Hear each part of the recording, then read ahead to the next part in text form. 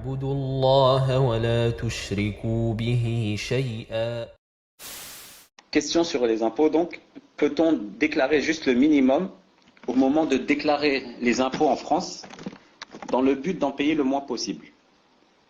Nous sommes redevables seulement de la zakat, donc si on paye d'autres impôts que la zakat, est-ce que nous obéissons aux lois au détriment de celles d'Allah? Barakallahu fikum, cheikh.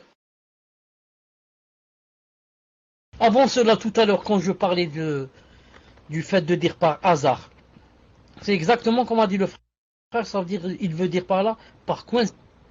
Et j'avais dit qu'il y avait d'autres délits que j'avais oublié. Maintenant, je me rappelle un troisième délit. Le professeur, lorsqu'il a parlé de Jurayj, sa mère, lorsqu'elle est venue pour lui parler alors qu'il était dans la salat, dans le hadith, il a dit Fasfethu fi salat. Elle l'a rencontré par hasard en train de prier. Donc elle a cité le mot hasard dans le hadith. Et aussi dans ce que j'ai dit de Tamim Dari lorsqu'ils étaient sur la barque, il a dit Fasadafna bahran ha'ijan. On a trouvé par hasard une mer démontée.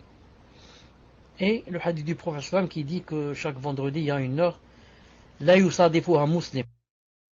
Il n'y a pas un musulman qui la rend par hasard cette heure sans que Allah ne lui donne, ne lui exauce. Il a dit sadafa, c'est-à-dire ce qu'on dit nous par hasard. Pour les impôts, j'ai entendu une fois, ça fait très longtemps, une fatwa de Cheikh Al-Albani où il dit que sans mentir, je peux lui citer le minimum. Je ne suis pas obligé de tout lui citer. Parce que l'impôt, l'argent qui va à l'impôt, c'est haram. Il me prend mon argent. En islam, il y a la zakat, il n'y a pas l'impôt. Vous avez compris? Donc sans mentir, je ne lui déclare pas tout. Deuxièmement, en payant les impôts, je ne suis pas devenu kafir. Pourquoi? Parce que je ne reconnais pas le statut des impôts. Je le fais par contrainte.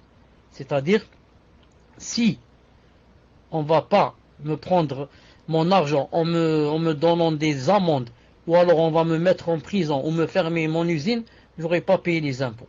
Donc c'est une preuve que si je paye, c'est seulement par contrainte.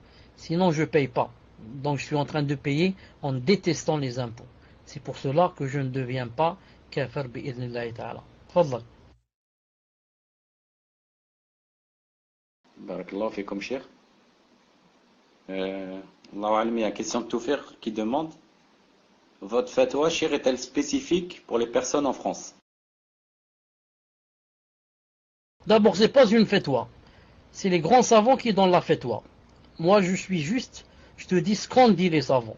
Je te dis ce qu'a dit Cheikh Al-Albani, rahimahullah ta'ala. Et ce n'est pas spécifique pour les personnes en France. C'est en général, ce que disent les savants sur les impôts. Ce que disent les savants musulmans sur les impôts. Que les impôts sont interdits en islam. Celui qui m'a pris les impôts a pris quoi? A pris du feu. Car il m'a pris mon halal, qui est haram pour lui. Vous avez compris? Et le prophète alayhi salam a dit La yahillu malu mri'in muslim illa bi tibatin min nafsih. Il a dit l'argent du musulman, les biens du musulman n'ont permis que par sa permission. Et il a dit Inna amwalukum wa a'radukum. Il a dit wa dima'ukum aussi dans Hajjat al-Wada'. Il a dit haramun alaykum. C'est haram.